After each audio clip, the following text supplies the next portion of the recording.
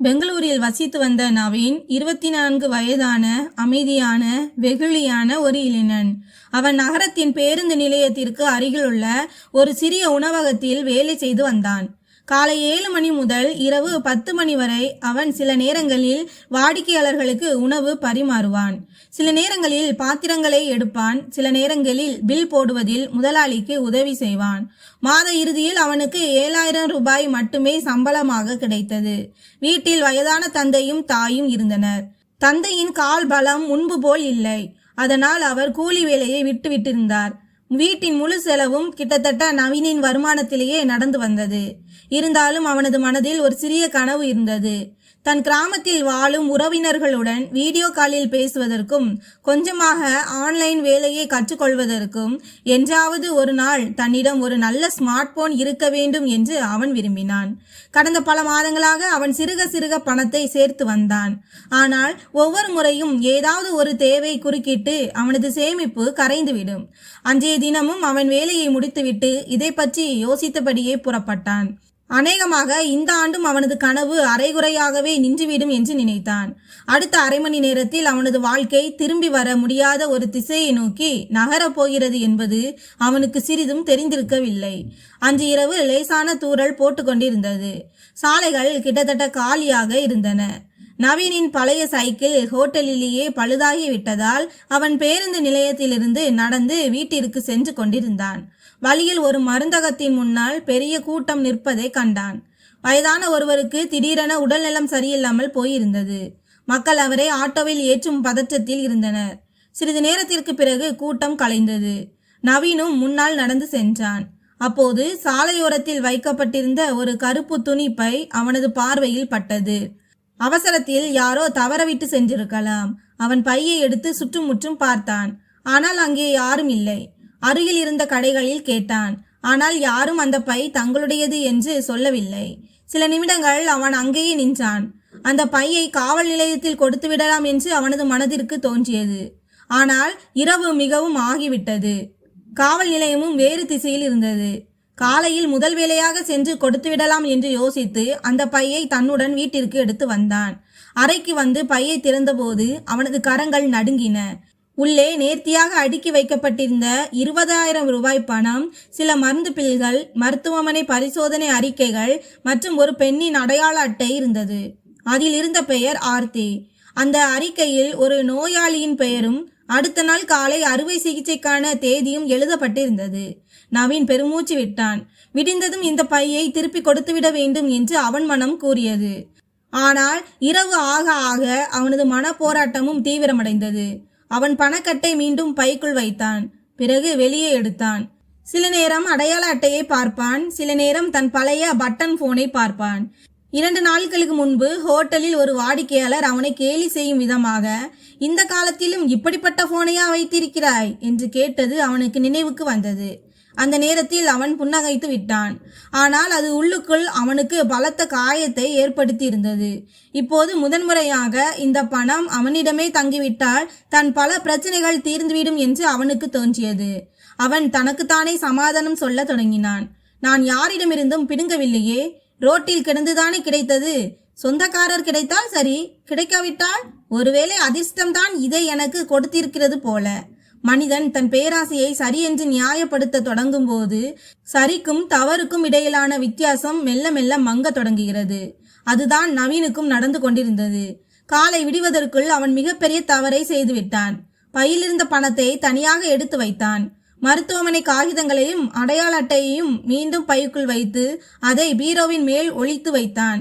அந்த நேரத்தில் இந்த முடிவு தன் எதிர்காலத்தை மட்டுமே சிறப்பாக்கும் என்று அவன் நினைத்தான். ஆனால் அதே முடிவு வேறொருவரின் நிகழ்காலத்தையே சீரழிக்கப் போகிறது என்பது அவனுக்கு தெரிந்திருக்கவில்லை.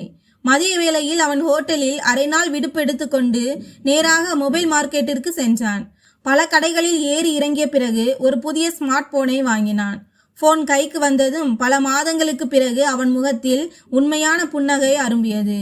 திரும்பி வரும்போது தாய்க்காக இனிப்புகளையும் தந்தைக்கு தேவையான மருந்துகளையும் வாங்கி வந்தான். வீட்டிற்கு வந்ததும், தாய், இதெல்லாம் எப்படி வாங்கினாய் என்று கேட்டார். நவீன் தயக்கமின்றி போய் சொன்னான். முதலாளி போனஸ் கொடுத்தார். பண்டிகை வரப்போகிறது அல்லவா, அதான் என்றான். தாயும் மகிழ்ச்சி அடைந்தார். மகனின் உழைப்பிற்கு பலன் கிடைக்கிறது என்று நினைத்தார். அன்று இரவு குடும்பமே சிரித்து பேசியபடி சாப்பிட்டு கொண்டிருந்தது. ஆனால் நவீனின் உள்ளுக்குள் ஒருவித விசித்திரமான பதற்றம் இருந்தது. ஒவ்வொரு முறை புதிய போனை கையில் எடுக்கும் போதும் பையில் இருக்கும் மருத்துவமனை ரிப்போர்ட் அவனுக்கு நினைவுக்கு வந்தது. இன்னும் தாமதமாகிவிடவில்லை, பையை திருப்பி கொடுத்து விடலாம் என்று அவன் பலமுறை முடிவு செய்தான். ஆனால் அடுத்த கணமே, இப்போதுதான் பணம் செலவாகிவிட்டதே, திரும்ப கொடுத்து மட்டும் என்ன ஆகப் போகிறது என்று நினைத்தான்.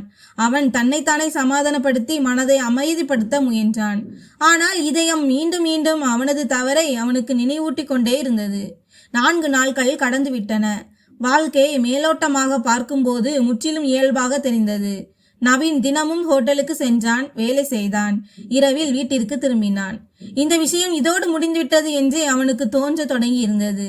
ஆனால் விதி பெரும்பாலும் மனிதன் எங்கே மிக குறைவாக எதிர்பார்க்கிறானோ அங்கேதான் கதவை தட்டுகிறது.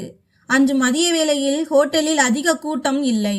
அப்போது சுமார் 23 வயது மதிக்கத்தக்க ஒரு பெண் உள்ளே வந்தாள். பல இரவுகள் தூங்காத களைப்பும் சோர்வும் அவள் முகத்தில் தெளிவாக தெரிந்தன. அவள் குடிப்பதற்கு தண்ணீர் கேட்டாள். பிறகு மெல்ல ஹோட்டல் முதலாளியிடம் ஒரு கேள்வியை கேட்டாள். அண்ணே, 4 நாட்களுக்கு முன்பு இந்த வழியில் யாருக்காவது ஒரு கருப்பு பை கிடைத்ததா? அதில் என் குடும்பத்தின் கடைசி நம்பிக்கையே இருந்தது. இந்த வார்த்தைகளை கேட்டதும் நவீனின் கையில் இருந்த தண்ணீர் டம்ளர் நழுவி கீழே விழ பார்த்தது. அவன் தன்னை சமாளித்து கொண்டு அமைதியாக மற்றொரு மேஜைக்கு சென்றான். ஆனால் அவனது கவனம் எல்லாம் அந்த பெண்ணின் பக்கமே இருந்தது. ஹோட்டல் முதலாளி ஹரிஸ் அமைதியான குரலில், என்னாச்சு தங்கச்சி, அது என்ன பை என்று கேட்டார். அந்த பெண் நடுங்கும் குரலில் கூறினாள், அந்த பையில் 20,000 ரூபாய் பணம் இருந்தது. அடுத்த நாள் என் தந்தைக்கு அறுவை சிகிச்சை நடக்க வேண்டியிருந்தது. வீட்டில் வளர்த்த ஆட்டை விற்றோம், அம்மாவின் நகையை அடகு வைத்தோம். பிறகும் பணம் பத்தாததால் உறவினர்களிடம் கடன் வாங்கி அந்த தொகையை சேர்த்தோம். ஆனால் வழியில் பை எங்கோ தவறிவிட்டது. நாங்கள் இரவு முழுவதும் தேடினோம், காவல்துறையிலும் புகார் அளித்தோம். ஆனால் எதுவும் கிடைக்கவில்லை. அடுத்த நாள் மருத்துவமனையில் தொகையை கட்டாததால் அறுவை சிகிச்சையை தொடங்கவில்லை. மாலை வேளையில் என் தந்தை உயிரை விட்டுவிட்டார். இதை சொல்லிக்கொண்டே இருக்கும் போதே ஆர்த்தியின் கண்களிலிருந்து கண்ணீர் தொடர்ந்து வழிந்தோடியது. ஹோட்டல் முழுவதிலும் அமைதி நிலவியது. அவளது வேதனைக்கு முன்னால் யாராலும் எதுவும் பேச முடியவில்லை. நவீனின் இதயம் வேகமாக துடிக்க தொடங்கியது. தான் வெறும் பணத்தை மட்டும் எடுக்கவில்லை, மாறாக ஒரு குடும்பத்தின் கடைசி நம்பிக்கையையே தன் சொந்த கரங்களால் பறித்துவிட்டோம் என்பது அவனுக்கு முதன்முறையாக புரிந்தது. ஆர்த்தி சிறிது நேரத்திற்கு பிறகு அங்கிருந்து சென்று விட்டாள். ஆனால் அவளது ஒவ்வொரு வார்த்தையும் நவீனின் காதுகளில் ஒலித்து கொண்டே இருந்தது. அன்று இரவு அவன் வீட்டிற்கு சென்றபோது புதிய போன் அவன் முன்னால் வைக்கப்பட்டிருந்தது. ஆனால் அதை தொடுவதற்கு கூட அவனுக்கு தைரியம் வரவில்லை. அவன் பீரோவிலிருந்து அதே பையை வெளியே எடுத்தான். மருத்துவ அறிக்கை மீது எழுதப்பட்டிருந்த தேதி இப்போது கடந்திருந்தது. அவன் தன் தலையில் கை வைத்து கொண்டான். இரவு முழுவதும் அவனுக்கு தூக்கம் வரவில்லை. சில நேரங்களில் ஆர்த்தியின் அழும் முகம் நினைவுக்கு வந்தது. சில நேரங்களில் தன் தந்தையின் முகம் கண்முன்னே வந்து நின்றது. பேராசையினால் தான் அப்படிப்பட்ட ஒரு பாவத்தை செய்துவிட்டோம், அதை ஒருபோதும் அழிக்கவே முடியாது என்பதை அவன் உணரத் தொடங்கினான். காலை விடிந்ததும் என்ன ஆனாலும் சரி, அந்த பணத்தை திருப்பி கொடுத்துவிட வேண்டும் என்று அவன் முடிவு செய்தான். ஆனால் சிரமம் என்னவென்றால் முழு தொகையான 20,000 ரூபாய் பணமும் அவனிடம் மீதம் இருக்கவில்லை. போன் வாங்கிய பிறகு அவனிடம் சில 100 ரூபாய்கள் மட்டுமே மிச்சம் இருந்தன. இருந்தாலும் அவன் விட்டு கொடுக்கவில்லை. அவன் முதலில் எந்த கடையில் போன் வாங்கினானோ அதே மொபைல் கடைக்கு சென்றான். அவன் கடைக்காரரிடம் கைகூப்பி, அண்ணே, இந்த போனை திரும்ப எடுத்துக்கொள்ளுங்கள், எனக்கு பணம் அவசரமாக தேவைப்படுகிறது என்று கெஞ்சினான். கடைக்காரர் அதை தீர்க்கமாக மறுத்துவிட்டார். வெகுநேரம் மன்றாடிய பிறகும் அவர் ஒத்துக்கொள்ளவில்லை. கடைசியாக கடையில் நின்று கொண்டிருந்த ஒரு வாலிபன், விற்பதாக இருந்தால் நான் 15,000 ரூபாய்க்கு எடுத்துக்கொள்கிறேன் என்றான். நவீனுக்கு தனக்கு நஷ்டம் என்று தெரிந்தும் ஒரு கணம் கூட யோசிக்காமல் போனை விற்றுவிட்டான். கையில் 15,000 ரூபாய் வந்ததும் அவன் தன் சேமிப்பில் மீதமிருந்த பணத்தையும் சேர்த்து கொண்டான். பிறகு முழு தொகை சேரவில்லை. வேறு வழியின்றி அவன் ஹோட்டலுக்கு சென்று முதலாளி ஹரீஷிடம் ரூபாய் 5,000 அட்வான்ஸ் கேட்டான். தந்தையின் மருந்திற்காக உடனே பணம் தேவைப்படுவதாக பொய் சொன்னான். ஹரிசும் அதிகம் கேள்வி கேட்காமல் பணத்தை கொடுத்து விட்டார். இப்போது அவனிடம் 20,000 ரூபாய் இருந்தது. அவன் முழு பணத்தையும் அதே பையில் வைத்தான். அத்துடன் ஒரு சிறிய காகிதத்தையும் வைத்தான். அதில், என்னிடம் மிகப்பெரிய தவறு நடந்துவிட்டது, என்னை மன்னித்து விடுங்கள் என்று மட்டுமே எழுதப்பட்டிருந்தது. அவன் தன் பெயரை எழுதவில்லை. அன்றைய மாலை வேளையில் அடையாள அட்டையில் இருந்த முகவரியை நோக்கி புறப்பட்டான். அந்த பகுதிக்கு சென்று தூரத்திலிருந்தே வீட்டை அடையாளம் கண்டு கொண்டான். வெகு நேரமாக அவன் அந்த தெருவின் வெளியே நின்று கொண்டிருந்தான். யார் கண்ணிலும் படாமல் இந்த வேலையை முடித்துவிட வேண்டும் என்று அவன் விரும்பினான். இரவு இருட்டத் தொடங்கியது. வீட்டின் ஆட்கள் உள்ளே சென்றதும் அவன் அமைதியாக வாசலுக்கு சென்று பையை அங்கேயே வைத்துவிட்டு அங்கிருந்து வேகமாக நகர்ந்தான். திரும்பி பார்ப்பதற்கு கூட அவனுக்கு தைரியம் வரவில்லை. தன் மனதின் சுமை சற்று குறைந்திருப்பதாக மட்டுமே அவனுக்கு தோன்றியது. அடுத்த 2 நாட்கள் நவீன் எப்போதும் போல ஹோட்டலுக்கு சென்றான். ஆனால் இப்போது அவன் முகத்திலிருந்த புன்னகை மறைந்திருந்தது. அந்த பையன் ஏதோ பெரிய பிரச்சனையில் இருக்கிறான் என்பதை ஹரிஸும் புரிந்து கொண்டார். அவர் பல முறை கேட்டபோதும் நவீன் ஒவ்வொரு முறையும் பேச்சை திசை திருப்பி விட்டான். 3ஆம் நாள் மதிய வேளையில் திடீரென 2 காவலர்கள் ஹோட்டலுக்கு வந்தனர். அவர்கள் நேரடியாக நவீனின் பெயரை கேட்டனர். ஹோட்டல் முழுவதிலும் மயான அமைதி நிலவியது. ஹரிஸ் பதற்றத்துடன், என்ன விஷயம் ஐயா என்று கேட்டார். காவலர், கொஞ்சம் விசாரணை செய்ய வேண்டும் என்றனர். இதை கேட்டதும் நவீனின் காலடியிலிருந்து நிலமே சரிவது போல் இருந்தது. பை விஷயத்தில் ஆர்த்தி புகார் கொடுத்திருக்கலாம். இப்போது தன் கைது நிச்சயம் என்று அவன் நினைத்தான். அவன் எந்த எதிர்ப்பும் தெரிவிக்காமல் காவலர்களுடன் செல்ல ஒப்புக்கொண்டான். வழிநெடுகிலும் அவனது இதயம் வேகமாக துடித்து கொண்டிருந்தது. இனி அவனது தாய் தந்தையின் பார்வையிலும் அவன் என்றென்றைக்குமாக தாழ்ந்து போவான் என்று அவனுக்கு தோன்றியது. ஆனால் காவல் நிலையம் சென்றடைந்த பிறகுதான் விஷயம் வேறொன்று என்பது அவனுக்கு தெரிய வந்தது. உண்மையிலேயே அவன் பையை விட்டு சென்ற அதே தெருவில் அன்று இரவு ஒரு பெரிய வியாபாரியின் வீட்டில் திருட்டு நடந்திருந்தது. சுற்றிலும் பொருத்தப்பட்டிருந்த சிசிடிவி கேமராக்களில் நவீன் பலமுறை அதே தெருவின் அருகே சுற்றி திரிந்தது பதிவாகி இருந்தது. திருட்டு சம்பவத்தில் ஈடுபட்ட கும்பலின் உறுப்பினராக அவன் இருக்கலாம் என்று காவல்துறையினர் சந்தேகப்பட்டனர். விசாரணை தொடங்கியதும் நவீன் முதலில் அமைதியாக இருந்தான். உண்மையை கூறிவிட்டால் தன் பழைய தவறும் அனைவருக்கும் தெரிந்துவிடுமோ என்று அவன் பயந்தான். ஆனால் ஒவ்வொரு கேள்வியிலும் அழுத்தம் கூடிக்கொண்டே சென்றது. இறுதியில் அவன் பெருமூச்சு விட்டு, ஐயா, நான் அந்த தெருவிற்கு திருட செல்லவில்லை. என்னை ஒவ்வொரு இரவும் தூங்க விடாமல் செய்த ஒரு தவறை சரி செய்யவே சென்றேன் என்றான். நவீனின் குரல் நடுங்கிக் கொண்டிருந்தது. அவன் தலைகுனிந்து ஆரம்பம் முதல் முடிவு வரை முழு உண்மையையும் கூறிவிட்டான். வழியில் தனக்கு பை கிடைத்ததையும் பேராசையால் பணத்தை எடுத்துக்கொண்டதையும் அவன் கூறினான். பிறகு அந்த பெண்ணின் தந்தையின் மரணத்தை பற்றி அறிந்ததும் உள்ளுக்குள் உடைந்து போனதையும், மொபைலை விற்று முதலாளியிடம் அட்வான்ஸ் வாங்கி பையில் முந்தையதை விட அதிகமாக பணத்தை வைத்து திரும்ப கொண்டு போய் விட்டதையும் தெரிவித்தான். காவல் நிலையத்தில் இருந்த அதிகாரி சிறிது நேரம் எதுவுமே பேசாமல் அவனையே பார்த்து கொண்டிருந்தார். அவரது கண்களில் கண்டிப்பு குறைவாகவும் ஆச்சரியமே அதிகமாகவும் இருந்தது. இன்ஸ்பெக்டர் உடனடியாக 2 காவலர்களை ஆர்த்தியின் வீட்டிற்கு அனுப்பினர். சிறிது நேரத்திற்கு பிறகு உண்மையிலேயே அவளது வாசலில் பை கிடைத்ததாகவும் அதில் பணம் முழுமையாக இருந்ததாகவும் தகவல் வந்தது. பைக்குள் ஒரு மன்னிப்பு கடிதமும் வைக்கப்பட்டிருந்தது. இப்போது நவீன் திருட்டு வழக்கில் தொடர்புடையவன் அல்ல என்றும் தன் தவறை சரி செய்யவே அந்த தெருவிற்கு சென்றான் என்றும் காவல்துறையினருக்கு நம்பிக்கை ஏற்பட்டது. மறுபுறம் வியாபாரியின் வீட்டில் நடந்த திருட்டு சம்பவத்தின் விசாரணை தொடர்ந்தபோது அந்த திருட்டை அவசியப்பட்டு அவர்களின் பழைய டிரைவரும் அவனது 2 கூட்டாளிகளும் சேர்ந்து செய்தது தெரிய வந்தது. சில மணி நேரங்களிலேயே அவர்களும் பிடிபட்டனர். இப்படியாக நவீன் மீதிருந்த சந்தேகம் நீங்கியது. ஆனால் சட்டத்திலிருந்து தப்பித்த பிறகும் தன் மனசாட்சி எனும் நீதிமன்றத்தில் அவனால் தன்னை நிரபராதி என்று நிரூபிக்க முடியவில்லை. மாலை வேளையில் நவீன் ஹோட்டலுக்கு திரும்பினான். ஹரிஸிற்கு ஏற்கனவே அனைத்து விஷயங்களும் தெரிந்திருந்தன. அவர் நவீனை தன் அறைக்கு அழைத்தார். சிறிது நேரம் இருவருக்கும் இடையே அமைதி நிலவியது. பிறகு ஹரிஸ் மெதுவான குரலில், தவறு மிக பெரியதுதான், ஆனால் அதை ஒப்புக்கொள்ளும் தைரியம் அதைவிட பெரியது. நீ அந்த பணத்தை திருப்பி கொடுக்காமல் இருந்திருந்தால் ஒருவேளை வாழ்க்கை முழுவதும் நிம்மதியாக வாழ்ந்திருக்க முடியாது என்றார். நவீனின் கண்கள் கலங்கின. அவன், முதலாளி, என்னை நானே ஒருபோதும் மன்னிக்க முடியாது. அன்று நான் பேராசைப்படாமல் இருந்திருந்தால் ஒருவேளை ஒரு குடும்பம் இன்றைக்கு முழுமையாக இருந்திருக்கும் என்று கூறினான். ஹரிஸ் அவனது தோளில் கை வைத்து, கடந்த காலத்தை யாராலும் திரும்ப கொண்டு வர முடியாது. ஆனால் மனிதன் தன் எதிர்கால பாதையை நிச்சயமாக மாற்றிக்கொள்ள முடியும். இனி உன் வாழ்க்கையில் மீண்டும் இப்படிப்பட்ட ஒரு சூழ்நிலை வராதவாறு பார்த்துக்கொள் என்றார்.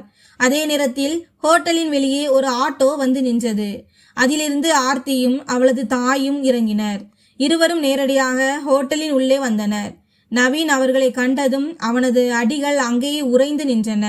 தான் செய்த தவறுக்கான பலனை எதிர்கொண்டே ஆக வேண்டும் என்பதை அவன் புரிந்து கொண்டான். ஆர்த்தியின் கண்களில் இன்னும் வேதனை மறைந்திருக்கவில்லை. அவள் நவீனின் முன்னால் வந்து, உனக்கு தெரியுமா, என் தந்தை தினமும் காலையில் சொல்வார், மனிதனின் மிகப்பெரிய சொத்தே அவனது நேர்மைதான் என்று. அன்றைக்கு எங்கள் பை தொலைந்த நாளில் என் நம்பிக்கையும் உடைந்து போனது என்றாள். இதை கேட்டதும் நவீனின் கண்களிலிருந்து கண்ணீர் பெருகியது. அவன் எதுவும் பேசாமல் இரு கரங்களையும் கூப்பினான். என்னை மன்னித்து விடுங்கள் என்ற ஒரு வார்த்தையை மட்டுமே அவன் திரும்ப திரும்ப கூறிக்கொண்டிருந்தான். ஆர்த்தியின் தாயும் அவனை உற்று பார்த்தார்.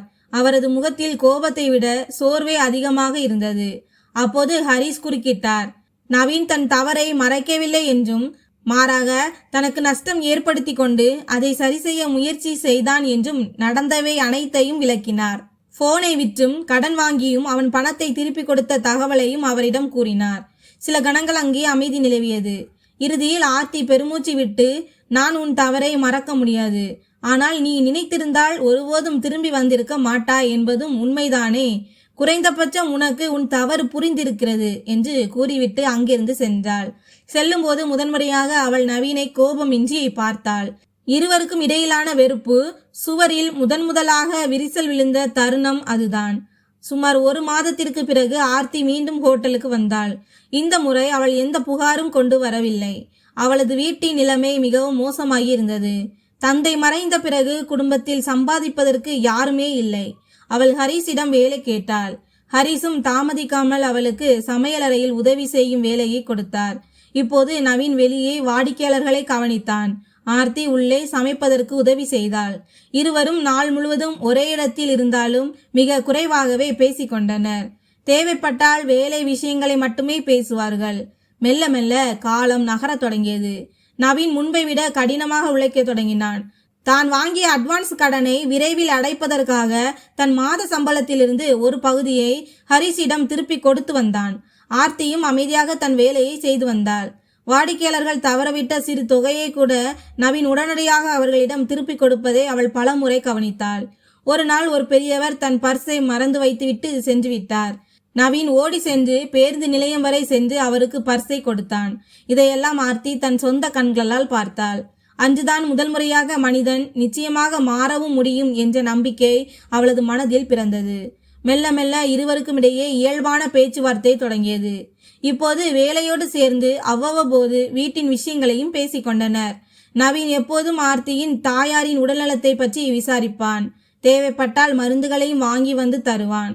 அதற்கு பதிலாக ஆர்த்தியும் அவனது வயதான பெற்றோருக்கு உணவை பார்சல் செய்து கொடுப்பாள். இருவருக்கும் இடையே எந்த ஆடம்பரமும் போலியும் இருக்கவில்லை. ஒருவருக்கொருவர் உணர்வுகளையும் வேதனையையும் புரிந்து கொள்ளும் எண்ணமே இருந்தது. தூரத்தில் நின்று இதையெல்லாம் பார்க்கும் ஹரிஸ், மன உடைந்த 2 பேரின் வாழ்க்கை மீண்டும் சீராகிறதே என்று மனதிற்குள் மகிழ்ச்சி அடைந்தார். ஆனால் வரவிருக்கும் சில மாதங்களில் ஒரு பெரிய முடிவு எடுக்கப்பட போகிறது என்பதும், அது இவர்கள் இருவரின் விதியை என்றென்றைக்குமாக மாற்றப் போகிறது என்பதும் அவருக்கு கூட தெரிந்திருக்கவில்லை. ஒரு நாள் மாலை ஹோட்டல் பூட்டிய பிறகு ஹரிஸ் இருவரையும் தன் அறைக்கு அழைத்து, நீங்கள் இருவரும் உண்மையில் உங்கள் வாழ்க்கையை மாற்ற விரும்பினால் என்னிடம் ஒரு வழி இருக்கிறது என்றார். ஹரிஸ் சொன்னதை கேட்டு நவீனும் ஆர்த்தியும் ஒருவரை ஒருவர் பார்த்து கொண்டனர். ஹரிஸ் புன்னகைத்து, நீங்கள் இருவரும் உழைப்பாளிகள், மக்களின் நம்பிக்கையையும் வென்றுவிட்டீர்கள். எவ்வளவு காலம்தான் மற்றவர்களுக்காக வேலை செய்வீர்கள்? இப்போது உங்கள் சொந்த சிறிய உணவகத்தை தொடங்குங்கள் என்றார். இருவரும் ஆச்சரியமடைந்தனர். அவர்களிடம் கடையோ அல்லது மூலதன பணமோ இருக்கவில்லை. ஹரிஸ் சொன்னார், கடையை வாடகைக்கு எடுத்து தரும் பொறுப்பு என்னுடையது, மீதி உழைப்பு உங்களுடையது என்றார். பல நாட்கள் யோசித்த பிறகு இருவரும் தைரியம் வரவழைத்து கொண்டனர். அவர்கள் தங்களின் சிறுக சிறுக சேர்த்த சேமிப்பை ஒன்றாக இணைத்தனர். ஹரிஸும் சில ரூபாய்களை கடனாக கொடுத்தார். நகரத்தின் ஒரு சிறிய சந்தியில் வாடகைக்கு கடை கிடைத்தது. ஆரம்பத்தில் டீ, சிற்றுண்டி மற்றும் 2 வகை காய்கறி உணவுகள் மட்டுமே தயார் செய்யப்பட்டன. முதல் சில நாட்கள் வாடிக்கையாளர்கள் மிக குறைவாகவே வந்தனர். பலமுறை மாலை நேரத்தில் பாதி உணவு மீதமாகிவிடும்.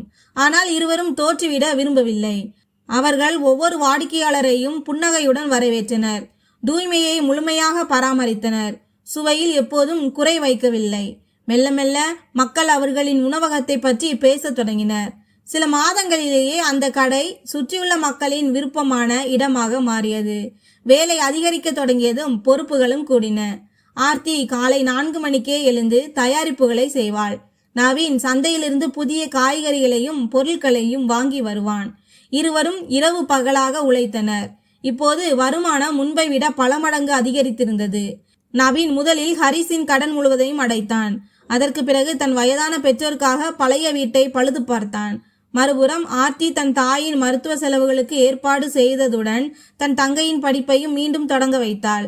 எந்த வீட்டில் ஒரு காலத்தில் 2 வேளை உணவிற்கே சிரமமாக இருந்ததோ அங்கே இப்போது நம்பிக்கை திரும்ப தொடங்கியது.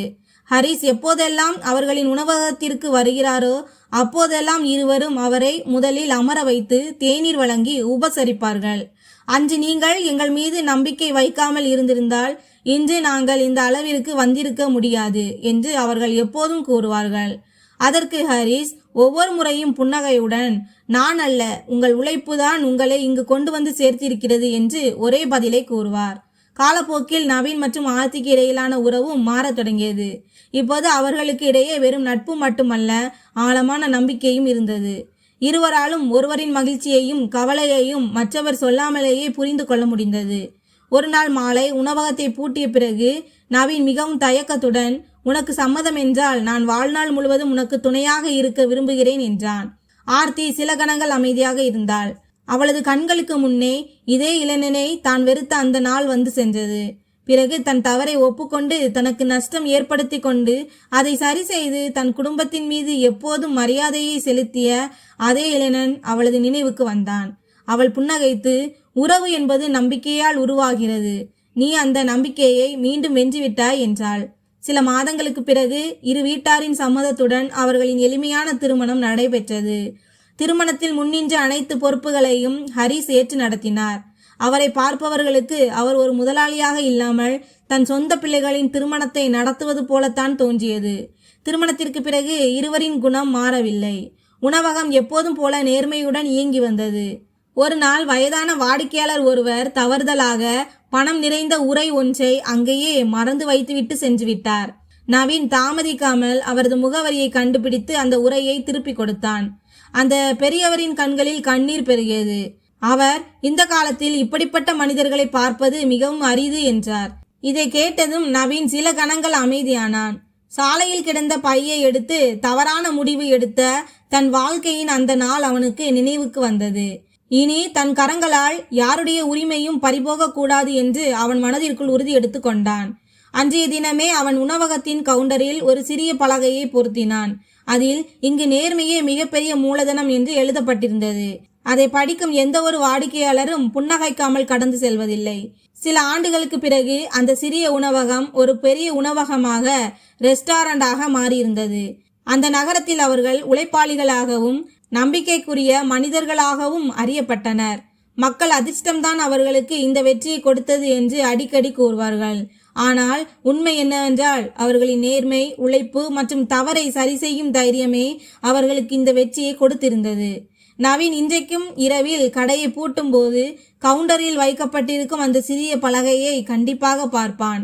தகுந்த நேரத்தில் தன் தவறை சரி செய்து கொள்ள வாய்ப்பளித்ததற்காக மனதிற்குள் இறைவனுக்கு நன்றி செலுத்துவான். அந்த ஒரே ஒரு வாய்ப்பு அவனது முழு வாழ்க்கையின் திசையையுமே மாற்றி அமைத்ததுடன் மனிதனுக்கு தவறுகள் நேரலாம் என்பதை அவனுக்கு கற்றுக் கொடுத்தது. ஆனால் தன் தவறிலிருந்து ஓடாமல் அதை ஏற்றுக்கொண்டு சரியான பாதையை தேர்ந்தெடுப்பவனே உண்மையான மனிதன் ஆவான். நண்பர்களே, பேராசையால் எடுக்கப்படும் ஒரு சிறிய முடிவு வேறொருவரின் முழு வாழ்க்கையுமே மாற்றிவிடும் என்பதுதான் இந்த கதையின் நீதி. தவறு நடப்பது பெரிய விஷயம் அல்ல, ஆனால் தன் தவறை ஒப்புக்கொண்டு அதை சரி செய்யும் தைரியமே ஒரு மனிதனின் உண்மையான அடையாளமாகும்.